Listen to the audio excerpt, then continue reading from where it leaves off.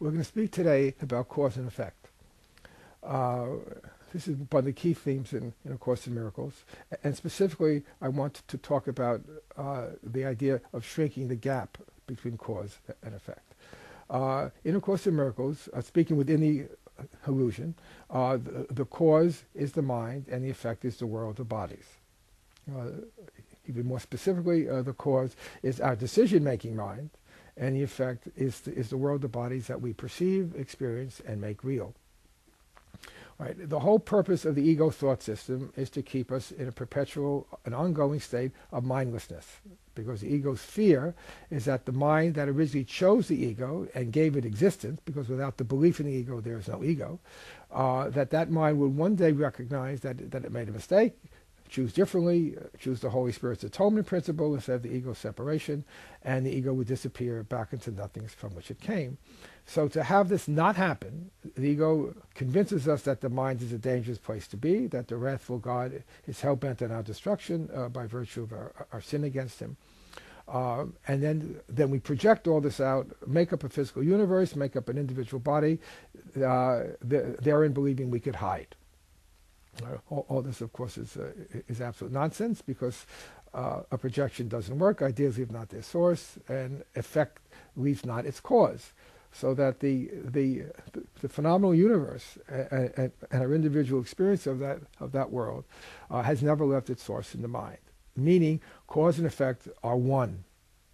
But it behooves the ego, in order to preserve its existence, to split off cause and effect and have this huge chasm, keep them seemingly separated, so that we all experience pain, we all experience sadness, we all experience suffering at one level or another, but we don't know the cause. So chapter 27 says, of all the many causes of your suffering, you never considered guilt to be among them, which really means our decision for guilt, which is the cause of all our suffering.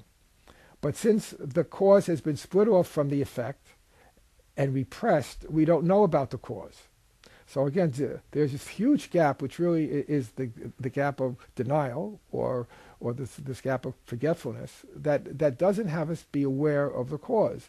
If I'm not aware of the cause of my suffering, and I seek for all the causes of my suffering elsewhere, I will never be able to undo the suffering, which of course is why everyone suffers in this world from the beginning of time.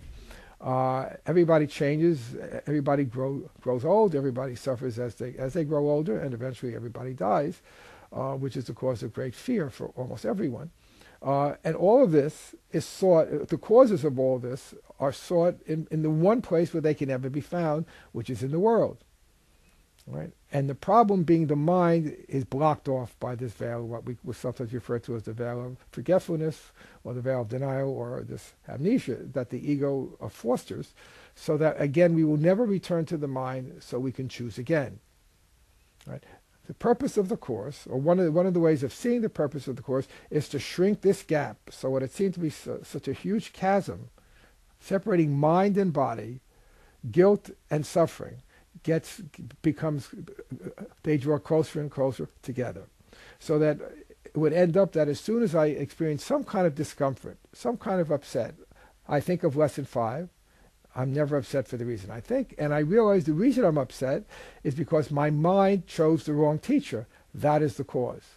And if I can get closer and closer to that each and every time I feel upset, regardless of the form of upset, physical and or psychological, I can get closer and closer to that. I could then say, as lesson 34 says, I could see peace instead of this. In other words, peace is a decision, just as conflict, upset, distress, and pain are decisions. But if I am not aware that this is a decision, there is no way I could change my mind. And without changing my mind, the cause of my pain and suffering, whether it's on the individual level or the collective level of the world, that goes unnoticed and therefore uncorrected. Right? So therefore, the purpose of this Course, the purpose of the miracle, the purpose of forgiveness, or the purpose of having Jesus as our teacher, is to bring us back to the mind. I frequently say that in this Course, Jesus leads us on a journey from mindlessness to mindfulness, which really means the awareness, not that we are a body, but that we are a mind that can choose differently.